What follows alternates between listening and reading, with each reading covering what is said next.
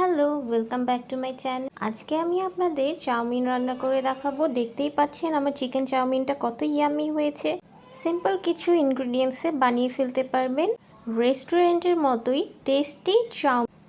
So এখানে আমি এখানে 2 প্যাকেট চাউমিন নিয়ে নিয়েছি। হাফ সিদ্ধ করে নেব আমি এটা। আর এই জন্য আমার লাগছে পেঁয়াজ কিউব করে কাটা, রসুন, গাজর দেখতেই পাচ্ছেন আমি এইভাবে কেটেছি, বরবটি দিয়ে দেব আমি, আপনারা চাইলে এটা স্কিপ করতে পারেন। এদিকে আমার চাউমিনটা হাফ সেদ্ধ হয়ে গিয়েছে দেখতেই পাচ্ছেন। তো ওটা পুরোপুরি করলে হবে না, কজ আমি এখানে আরও রান্না করব। ফার্স্টে আমি তেলের মধ্যে বরবটি দিয়ে দিচ্ছি। বরবটিটা অর্ধেক ভাজা হয়ে গেলে দেন আমি পরিমাণ মতো লবণ দিয়ে দিব।